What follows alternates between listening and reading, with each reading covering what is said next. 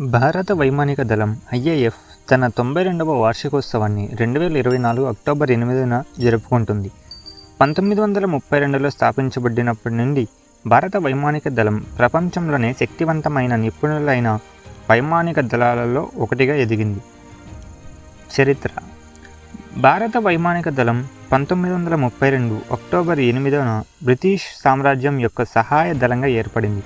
ప్రారంభంలో కేవలం 6 అధికారులు, 19 మంది సిబ్బంది మాత్రమే ఉండేవారు. మొదటి విమానాలు వెస్ట్లాండ్ వ్యాపిటీ బైప్లేన్లు. ఈ విమానాలు రెండవ ప్రపంచ యుద్ధంలో పాల్గొని మిత్ర దళాల విజయాలలో కీలక పాత్ర పోషించాయి. వృద్ధి మరియు ఆధునీకరణ. స్వాతంత్రం వచ్చిన తర్వాత ఐఏఎఫ్ పలు యుద్ధాల్లో కీలక పాత్ర పోషించింది. ముఖ్యంగా 1947, 1965, 1971 మరియు 1999 కార్గిల్ యుద్ధాల్లో. భారత వైమానిక దళం ఆధునీకరణకు పెద్ద ప్రాధాన్యం ఇచ్చింది.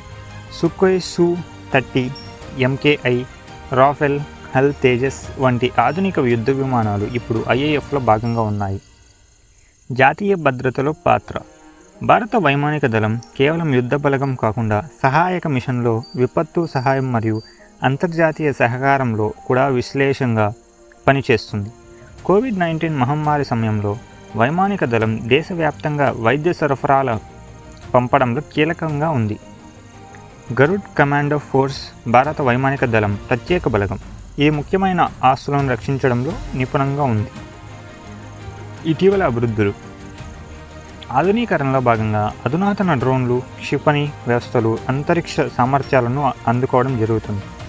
స్వదేశీ పరిజ్ఞానాన్ని ప్రోత్సహిస్తూ advanced medium combat aircraft AMCA వంటి ప్రాజెక్టు కొనసాగుతున్నాయి. 92వ వార్షికోత్సవం థీమ్. ఈ సంవత్సరం థీమ్ డిజిటల్ యుగంలో వైమానిక శక్తిగా ఉంది. ఈ థీమ్ ఆధునిక సాంకేతిక పరిజ్ఞానంలో ఐఏఎఫ్ ముందంజలో ఉండే విధానాన్ని ప్రారంభిస్తుంది.